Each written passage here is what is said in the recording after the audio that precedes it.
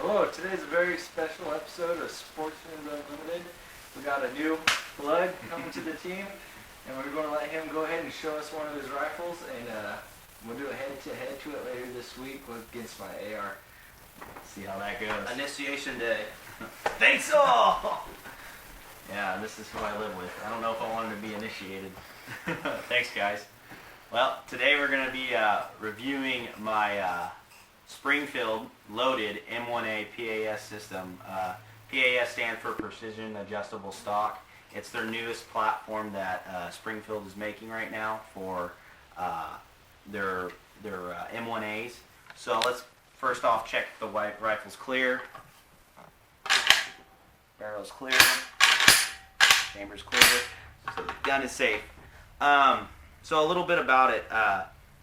What Springfield did was they teamed up with Archangel, which is the manufacturer of this stock here. What Springfield and Archangel did when they designed the stock was give us the option for an adjustable length of pull for your back stock here, your back butt pad, and your cheek mount is adjustable too. So you can actually move your cheek mold and your length of pull, and that's really key because the way that these are mounted, and remember that this was never designed to have a mount on it, so everything is set higher, positioned higher on the rifle. So when you go down on a normal stock, you're going to be set lower than your scope. So when anybody shoots long distance or just shooting any distance for that matter, you want to have consistency with shots, consistency with positioning. Everything has to be the same. So in order to do that, they had to come up with a system to help you always have that same consistency, and that's what they did. It's a 24-inch barrel, and it's got one and I believe 16 twist. One no, that's not possible. That's not. It's 110. All right, hang on. I forget what the hell my the AR twist is 1 to 8. Just don't say that. No, if you don't know, don't say. Well, edit that out. Yeah, of course. Back to the barrel. I'm just gonna say stainless. Okay.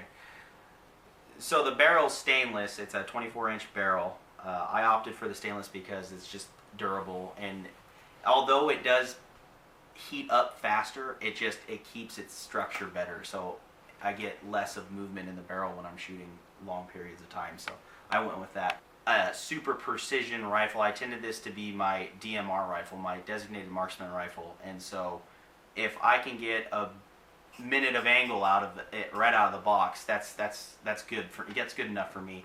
A lot of people who have M1As, what they do is all the gas system here, they like to unitize it and either shim it because there's some wiggle room in here.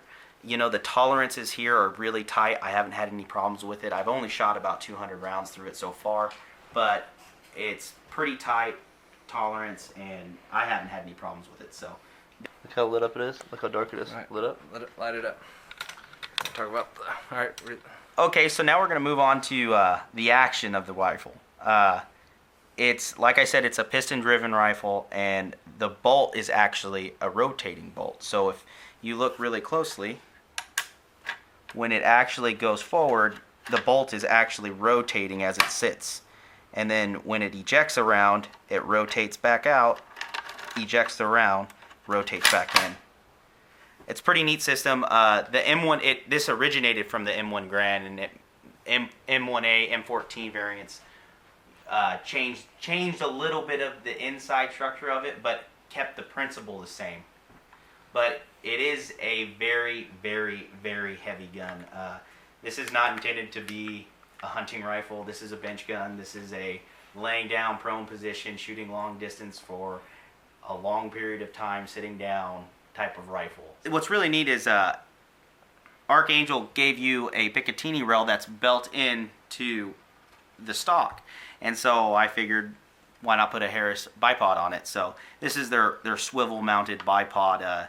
So you know that old saying, however much you spend on the rifle, that's how much you should spend on the optic. Well, I wasn't going to go that route, but I wanted to get the best bang for my buck, and it's the SWFA Super Sniper. So for $400, you're really getting your bang for your buck. The clarity of glass that you get, the clicks are solid on their quarter click MOAs, and it's really nice. This one right here is a fixed 16 by 42, so I can really get out there. If you're ever looking for a budget scope and you don't want to stay under 500, this is the rifle. This is the scope to go for. That's the review. We'll take it out shooting next and see how that goes. Here we are at the range. We're gonna give a few shots out here with the M1A and see how she does. Let's say John did the best. We put it close. I put the. Yeah, Well, John, thank you for telling us about this really sweet M1A. It's a really good shooting gun, and more videos to come for Johnny Boy. Yeah. Valley Sportsman Unlimited. Thanks for having me, guys. Appreciate it. All right.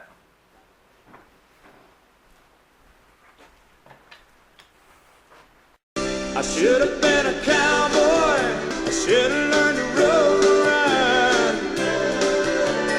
Wearing my 6-shoe, riding my pony on a cattle drive. I might have had a sidekick with a funny name, running wild through the hills, chasing Jesse James.